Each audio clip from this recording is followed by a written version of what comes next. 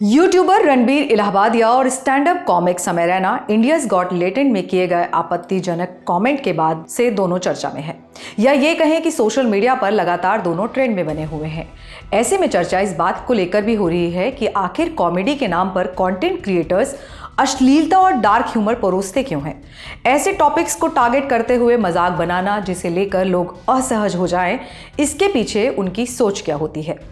आज तक से जुड़े पन्नालाल अपनी रिपोर्ट में बताते हैं कि ये सब क्रिएटर्स जानबूझकर करते हैं। उनका कहना है कि इन कंटेंट क्रिएटर्स के ऑनलाइन प्रोडक्ट का एक ट्रेंड है कि अश्लीलता और डार्क ह्यूमर को न्यू नॉर्मल बना दिया जाए, मतलब कि आम बना दिया जाए। आम बोलचाल की भाषा में ये इस तरह की बातें आने लगे।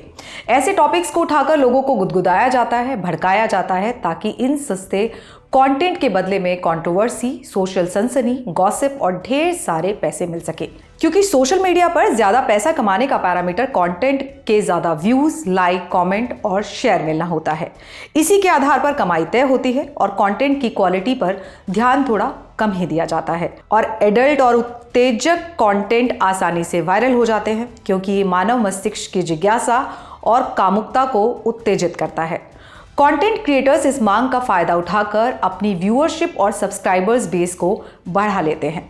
रणबीर इलाहाबादिया के बारे में जानकारी हासिल करने के लिए हम पहुंचे उनकी वेबसाइट बियर बाइसेप्स पर। इस वेबसाइट में दी जानकारी के मुताबिक रणबीर अपने परिचय में लिखते हैं, my life mantra is to explore the unexplored, यानी मेरी जिंदगी का मंत्र है ऐसी चीजों को एक्सप्लोर करना जो अब तक एक्सप्लोर नहीं हुई हैं।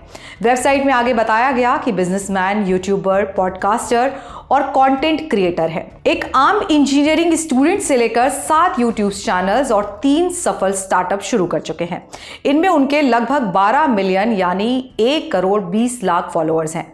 रिपोर्ट्स बताती हैं कि 2019 में उन्होंने अपना YouTube channel Beer Biceps launch किया था। कोरोना के चलते लॉकडाउन आया, दुनिया घरों में कैद हो गई। चूंकि लोगों के हाथों में मोबाइल था और जाहिर है कि उसके पास ढेर सारा समय भी था, ऐसे में उनके पॉडकास्ट खूब देखे गए। बाद में उन्होंने अपने चैनल में प्रियंका चोपड़ा, आयुष्मान खुराना, सौरव गांगुली, रोहित शेट्टी समेत कई मशहूर हस्तियों के साथ पॉडकास्ट में इंटरव्यू किया।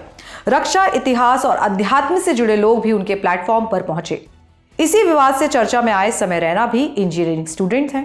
बताया जाता है कि उन्होंने 16 साल की उम्र से ही कॉमेडी स्टार्ट कर दी थी, तो अब वो अपने वीडियोस यूट्यूब पर डालते थे। इसके अलावा वो चेस खेलते हैं, जिसके वीडियोस भी उनके यूट्यूब चैनल्स पर पड़े हुए हैं और ये देखे जा सकते हैं। जून 2024 में समय ने इंडियाज गॉट लेटेंट नाम का एक शो लॉन्च किया। कथित डार्क कॉमेडी या कई लोगों की माने तो अश्लीलता वाला ये शो युवाओं में तेजी से फैला। मीडिया रिपोर्ट्स के मुताबिक समय ने इंडियाज गॉट लेटेंट नाम का एक ऐप लॉन्च किया, जो एप्पल ऐप स्टोर और गूगल प्ले स्टोर पर चार्ट में सबसे ऊपर रही। समय रैना के चैनल पर 7.41 मिलियन से ज्यादा सब्सक्राइबर्स हैं और इंस्टाग्राम पर 6 मिलियन फॉलोअर्स हैं। समय का कॉन्टेस्टेंट को रोस्ट करना, उनके साथ मजाक करना और फिर उसे पब्लिक करने को मजबूर करना और अनफिल्टर्ड ह्यूमर का इस्तेमाल, ये सब दर्शकों को काफी पसंद आया। चलिए अब आपको इनकी कमाई भी बता देते हैं। आज तक की रिपोर्ट के हवाले से बताया गया कि रणबीर यूट्यूब से हर महीने 35 लाख रुपए कमाते हैं। वेबसाइट कोई के मुताबिक रणबीर इलाहाबादिया की नेटवर्थ 60 करोड़ है। इनमें उनके कई बड़े ब्रांड्स के साथ काम करने और स्पॉन्सर्ड कंटेंट के जरिए हुई कमाई शामिल है। वहीं समय रैना की यूट्यूब से एक महीने की कमाई लगभग 1.5 करोड़ रुपए है। ये एडवर्टीजमेंट, सब्सक्राइबर्स और सुपर चैट। सुपर चैट का मतलब होता है लाइव स्ट्रीमिंग के दौरान दर्शकों द्वारा दी गई डोनेशन। इस तरह की कमाई को मिलाकर लगभग उनकी कमाई करोड़ों में है। इस खबर पर आपकी क्या राय है, हमें कमेंट सेक्शन में जरूर बताएं। जानकारी जुटाई थी मेरे साथी हरीश ने।